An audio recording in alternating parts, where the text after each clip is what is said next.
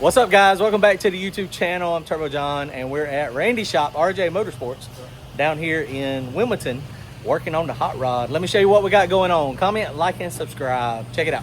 All right, guys, so if y'all remember, Randy is swapping turbos, and while he was swapping turbos, we found a transmission leak, and then he thought it was a good idea to take the converter apart. I'm glad he decided to do that.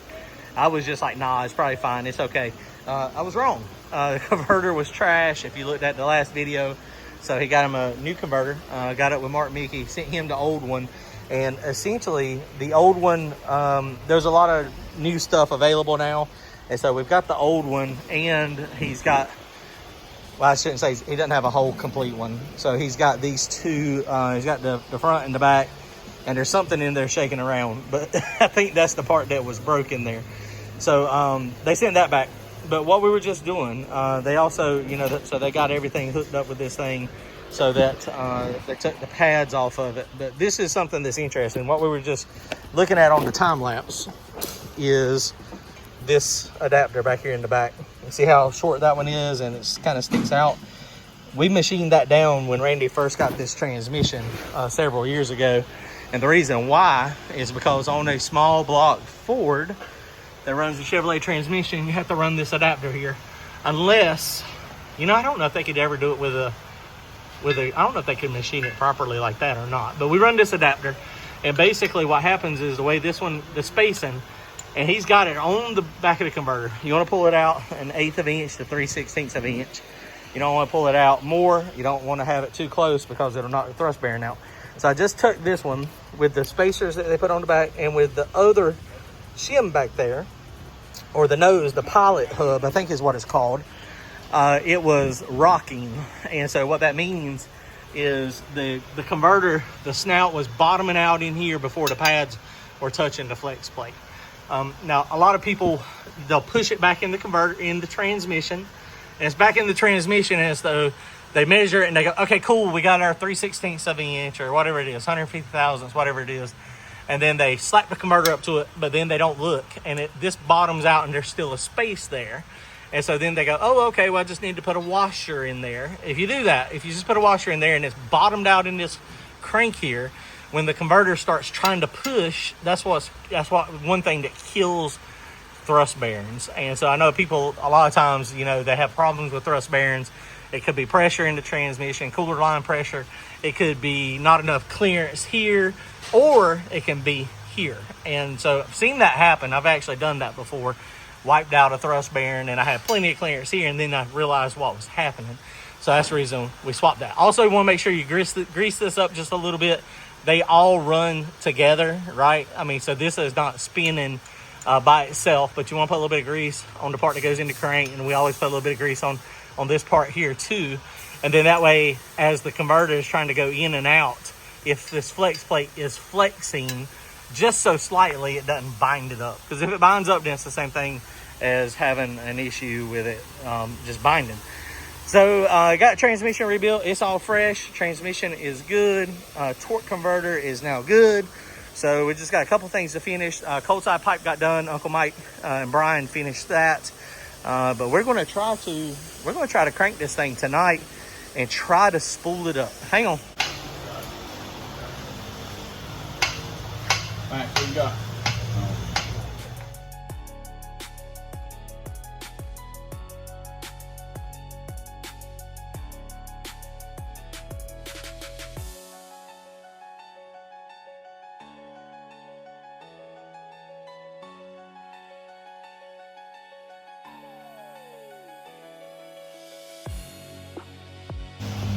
All right, so transmission is mostly in.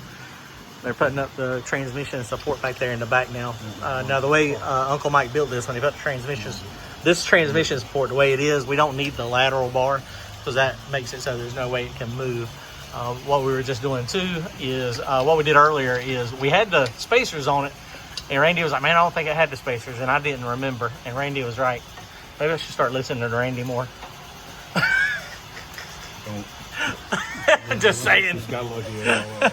He's like, I don't think it was on there. I was like, man, I can't remember. I thought they had took them off the other one and put on it, but they did not. So I just checked the space and see how this spins nice and free. And I just checked it, we got about 150 thousandths.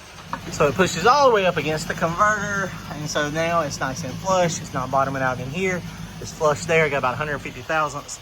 And so just a few more things to hook up under the bottom here, put the drive shaft in it, put the wishbone back on it, and we'll be almost ready to crank this thing. Oh yeah, that's pretty cool. A shaft thing for to get it so that you don't get fluid all over you. Now where are we going to lose it at? Right here. Top of the toolbox is where we're going to put everything. Right here. Oh yeah, look. Got all the caps for the lines next time we take it out. So we don't get fluid everywhere, hopefully, is the plan. Okay, hang on. We got to put a couple more bolts in the top. We'll do that in transit. We'll get done in the bottom, and then we'll come jack it back up and then do the torque converter bolts and the starter. All right, guys, transmission's already almost back in. Randy Haywood just got over here. Carolina Dyno, he's over in Wilmington as well. He's fixing to do the dirty work of wiring up this speed sensor. And he's also going to try to hook up the Davis traction control for us. It's hooked up, it's wired up, but I don't know how to use it. So y'all go check Randy out if y'all need any dyno time or anything worked on. He works on stuff as well. He's right here in Wilmington. So appreciate Randy coming over and helping with this one. All right, so Uncle Mike just got over here too. Randy is almost done wiring that sensor in. And we're just going to take some straps. We've got some aluminum straps, so we'll strap this here. So they just went and got the bolts for that. Brandon just got over here too. So we are almost, we'll see how this thing works and spools up in just a few minutes. Hang on.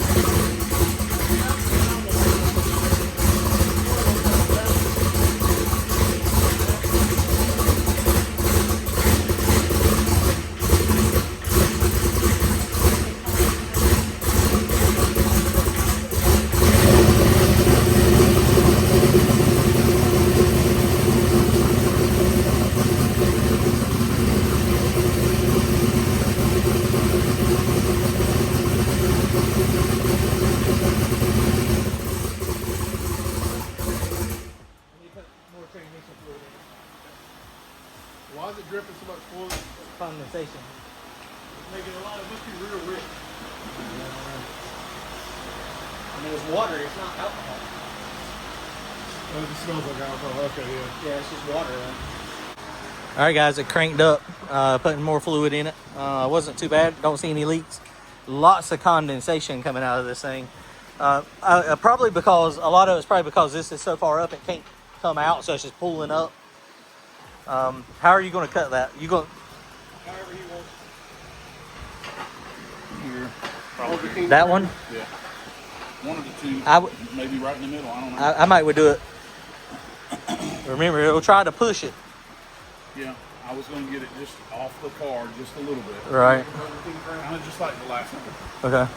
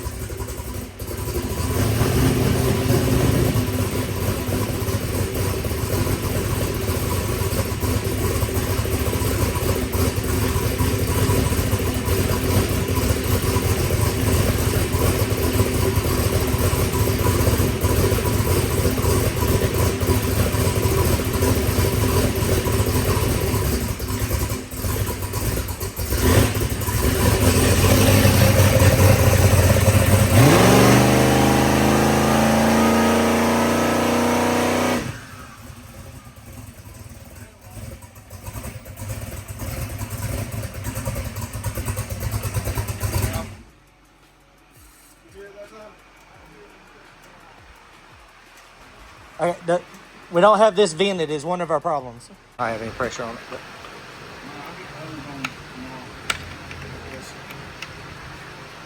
Slowly take it off. It might not have any. I'll put anything on it. Okay. Is it going to be pouring oil out? No. Promise.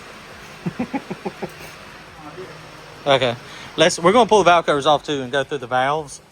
Because I definitely... the external dump valve is not working. That's why it didn't come all the way up. But that's what... I mean, we just wanted to see if the trans brake was working and all that stuff. Okay, guys. All right. Well, we got a few more things to do.